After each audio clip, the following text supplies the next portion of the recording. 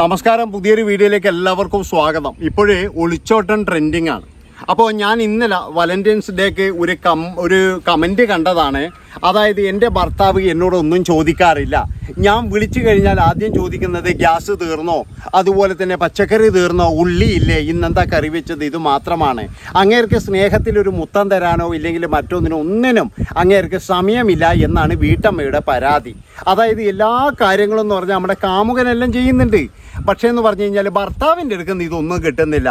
എനിക്ക് പറയാനുള്ളത്, എൻ്റെ പൊന്ന സഹോദരി, നിങ്ങൾക്ക് അങ്ങനെ ഗ്യാസ് ഉണ്ടോ ഇല്ലെങ്കിൽ നിങ്ങളുടെ ആഹാര സാധനം ഉണ്ടോ, ഇതൊക്കെ ചോദിക്കുന്നത് ഒരു വലിയ പുണ്യമായിട്ട് കരുതുക എന്ന് മാത്രമാണ് എനിക്ക് പറയാനുള്ളത്. അതായത് ഇതൊന്നും ചോദിക്കാൻ ആളില്ലാതെ ഒരുപാട് പേര് നമ്മുടെ നാട്ടിൽ വളരെയധികം ബുദ്ധിമുട്ടിൽ ജീവിക്കുന്നുണ്ട്. ഒരുപാട് ബുദ്ധിമുട്ടിയിട്ട്, കാരണം വാങ്ങിച്ചു കൊണ്ട് കൊടുക്കാൻ ആളില്ല, അല്ലെങ്കിൽ ഇത് ചോദിക്കാൻ ആളില്ല എന്നൊക്കെ ഒരുപാട് പേരുണ്ട്.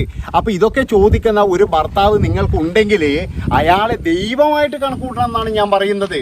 നിങ്ങളുടെ കാമുകൻ എന്ന് പറയുന്നവന് വേറെ ഒരു തൊഴിലുമില്ല.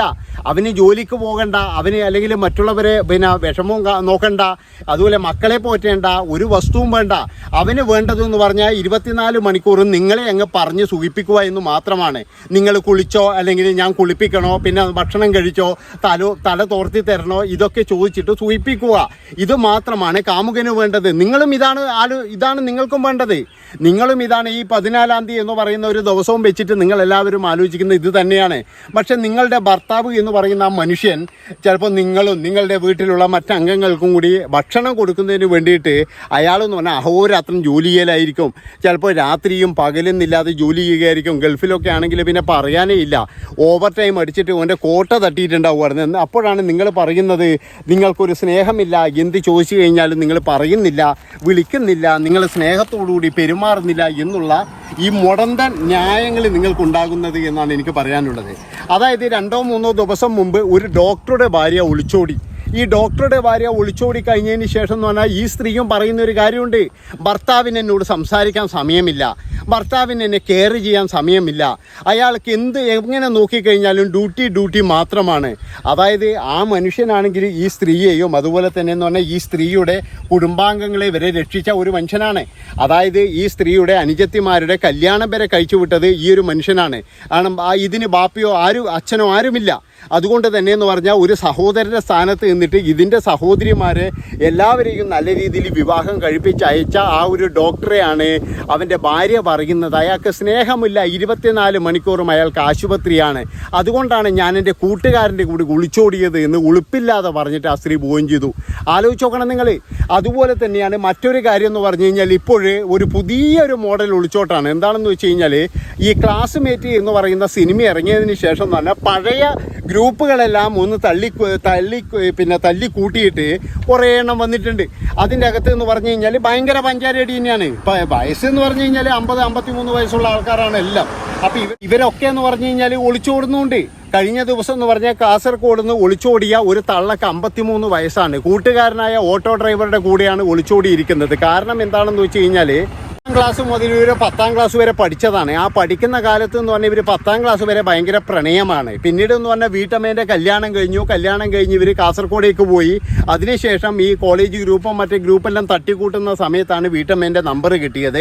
പിന്നെ അങ്ങോട്ട് വിളിക്കലായി, സൊള്ളലായി, 53 വയസ്സൊക്കെ മറന്നിട്ട് 23 വയസ്സിലേക്ക് വന്നു എന്നുള്ളതാണ്. പിന്നെ 2 പേരെന്ന് പറഞ്ഞാൽ അയാളുടെ ഭാര്യയും മക്കളെയും ഉപേക്ഷിച്ചു. അതുപോലെ ഈ തള്ളയാണെങ്കിൽ പിന്നെ ഭാര്യയും പിന്നെ ഭർത്താവിനെയും മക്കളെയെല്ലാം ഉപേക്ഷിച്ചു. പേരക്കുട്ടി വരെയുണ്ട് എന്നാണ് പറയുന്നത്. ആലോചിച്ച് നോക്കണം നിങ്ങൾ. ഈ പേരക്കുട്ടികളില്ല തള്ളമാർ വരികയാണ് ഇപ്പോൾ ഒളിച്ചോടാൻ വേണ്ടിയിട്ട് മുൻപന്തിയിൽ നിൽക്കുന്നത്. അങ്ങനെ ഈ തള്ളയെയും അതുപോലെ തന്നെ ഈ ഓട്ടോ ഡ്രൈവറെയും എന്ന് പറഞ്ഞു കഴിഞ്ഞാൽ വയനാട് എവിടുന്നോ പിടിച്ചു കഴിഞ്ഞതിന് ശേഷം ഒരു ഉയർന്ന ഉദ്യോഗസ്ഥൻ അവരെ ആവുന്ന രീതിയിൽ അവരോട് പറഞ്ഞു, നിങ്ങൾ പോകരുത്, നിങ്ങൾ പിന്നെ ഭർത്താവിൻ്റെ കൂടെ പോകണം. കാരണം അങ്ങേർക്ക് 63 വയസ്സുണ്ട്, ഒരു വലിയ നിലയിൽ നിന്ന് റിട്ടയർഡ് ചെയ്തൊരു മനുഷ്യനാണ്. ആ മനുഷ്യൻ എന്ത് ചെയ്തിട്ടാണ്? നിങ്ങളൊന്ന് ആലോചിച്ച് നോക്കുക. ഇത്രയും നാണം കെടാൻ വേണ്ടി മാത്രം അവിടെ മക്കൾ നാണം കിട്ടു. അതുപോലെ മക്കളുടെ പിന്നെ എന്താണ് ഭർത്താക്കന്മാരുടെ വീട്ടിലൊക്കെ അതിൽ അവസ്ഥകളൊന്ന് ആലോചിച്ച് നോക്കി. അപ്പോൾ ഇങ്ങനെയുള്ള കുറേ കൂതറകൾ ഇപ്പം നമ്മുടെ നാട്ടിൽ പിന്നെ ഇറങ്ങിയിട്ടുണ്ട്. ഇതിൻ്റെയൊക്കെ പ്രശ്നം എന്ന് പറഞ്ഞാൽ ഞാൻ പറയുന്നത് സോഷ്യൽ മീഡിയ ആണ്.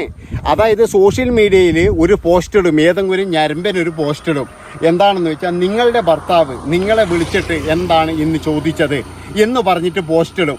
ഈ പോസ്റ്റ് ഇട്ട് കഴിഞ്ഞാൽ അതിൻ്റെ അടിയിൽ വന്നിട്ട് പറയും എൻ്റെ ഭർത്താവ് എന്നോട് സ്നേഹമില്ല, എന്നെ വിളിക്കാറില്ല എന്ന്. അവളെ സമാധാനിപ്പിക്കാൻ വേണ്ടിയിട്ട് ഒരു 500 ഞരമ്പന്മാർ വേറെയും വരും.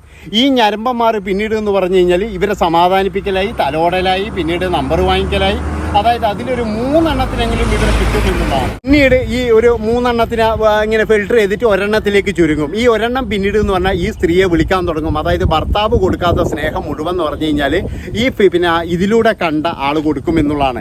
അവൻ്റെ അഡ്രസ്സ് അറിയില്ല, വീടറിയില്ല, പേരറിയില്ല, വയസ്സറിയില്ല, ഒരു മണ്ണും അറിയില്ല. എന്നാലും ഇതിൻ്റെ അകത്ത് പോയിട്ട് വീഴുന്ന ഒരുപാട് സ്ത്രീകൾ ഇപ്പോഴും ഉണ്ട്. അതാണ് ഞാൻ പറയുന്നത്. ഇതിലൊക്കെ എന്ന് പറഞ്ഞു കഴിഞ്ഞാൽ ഈ സോഷ്യൽ മീഡിയയുടെ ഉപയോഗം തന്നെയാണ്. അതിലൂടെ വരുന്ന ചില പോസ്റ്റുകൾ കണ്ടു കഴിഞ്ഞാൽ ഇവരെല്ലാവരും കൂടി അങ്ങ് ചാടി വീഴുമെന്നുള്ളതാണ്.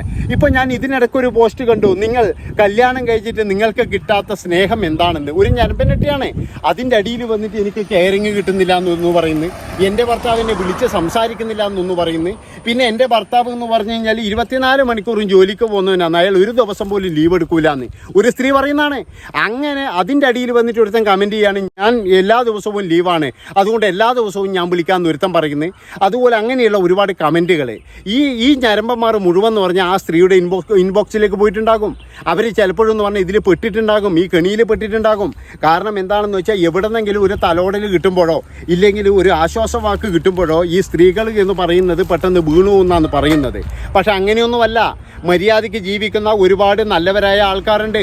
നമ്മൾ വിചാരിക്കുന്നത് പോലെ എല്ലാവരും അത്ര മോശക്കാരോ ഇല്ലെങ്കിൽ എല്ലാവരും അങ്ങനെ ജീവിക്കുന്നവരോ ഒന്നുമല്ല. പക്ഷെ വലിയൊരു വിഭാഗത്തിനും ആരും അറിയാതെ ഇതുപോലെയുള്ള രഹസ്യ ബന്ധമുണ്ട് എന്നാണ് എനിക്ക് പറയാനുള്ളത്. ഒരുപാട് പേർക്ക് ഇതുപോലെയുള്ള രഹസ്യ ബന്ധങ്ങളുണ്ട്. ഈ രാത്രി കാലങ്ങളിലുള്ള ഈ ഫോൺ കോളുകളും അങ്ങനെയുള്ള ചാറ്റുകളും ഒക്കെ ഉണ്ട്. അവരോടൊക്കെ എനിക്ക് പറയാനുള്ള ഒരു കാര്യമുള്ളൂ, ഈ സോഷ്യൽ മീഡിയ കൊണ്ട് ജീവിതം നശിച്ച ഒരുപാട് പേരുണ്ട്. വളരെ സന്തോഷത്തോടു കൂടി ജീവിക്കുന്ന ഒരു ഫാമിലിയിൽ സോഷ്യൽ മീഡിയയിൽ പോയത് കൊണ്ട് മാത്രം ഒരുത്തൻ നുഴഞ്ഞു കയറിയിട്ട് അവരുടെ ജീവിതം കുട്ടിച്ചോറായിട്ടുണ്ട്. ഒരിക്കലും നമ്മുടെ ബന്ധത്തിൽ വിള്ളൽ വന്നു കഴിഞ്ഞാൽ പിന്നീട് എന്ന് പറഞ്ഞാൽ അത് ഏച്ചു കെട്ടാൻ ഭയങ്കര പാടാണ്. അതായത് ഏച്ചു കെട്ടിയാൽ മുഴച്ചിരിക്കും എന്ന് പറയുന്നില്ല, അതുപോലെ തന്നെയാണ്. ഒരു പ്രാവശ്യം വിള്ളൽ വന്നാൽ മതി. പിന്നാന്ന് പറഞ്ഞു കഴിഞ്ഞാൽ ആണായാലും ശരി പെണ്ണായാലും ശരി, പിന്നാന്ന് പറഞ്ഞു കഴിഞ്ഞാൽ നമ്മൾ എത്രത്തോളം നല്ലതായിട്ട് നമ്മൾ ചെയ്തു കഴിഞ്ഞാലും പറയും നിങ്ങൾ അഭിനയാന്ന് പറയും, ഇല്ലെങ്കിൽ പറയും നിങ്ങൾക്ക് വേറെ ആരോ ഉണ്ട് എന്ന് പറയും. ഇതങ്ങനെയാണ്, സംശയമാണ് പിന്നീട്. അതുകൊണ്ടാണ് ഞാൻ പറയുന്നത് ഇതുപോലുള്ള ചതിക്കുഴികളിൽ പോകാതിരിക്കുക. ഒരു പേജും ക്രിയേറ്റ് ചെയ്തിട്ട് നിങ്ങളെയൊക്കെ ഇംപ്രസ് ചെയ്യിക്കാൻ വേണ്ടിയിട്ട് ചില പോഴന്മാർ വന്നിട്ട് അതിൻ്റെ അകത്ത് വന്നിട്ട് നല്ല സാഹിത്യത്തിൽ എഴുതുമ്പോഴില്ലേ അതൊക്കെ വായിക്കുക, വിടുക. കമൻ്റ് എഴുതിനോ പിന്നെ നിങ്ങൾ തീർന്നോ, ഒരു ലൈക്ക് ചെയ്തിനോ പിന്നെ നിങ്ങൾ തീർന്നു. അവർ നിങ്ങളെ ചുറ്റി പറ്റിക്കൊണ്ടിരിക്കും എന്നുള്ളതിൽ യാതൊരു സംശയവുമില്ല. ഇതാണ് നമ്മുടെ നാട്ടിൽ ഇപ്പോഴും നടന്നുകൊണ്ടിരിക്കുന്നത് എന്നാണ് എനിക്ക് പറയാനുള്ളത്.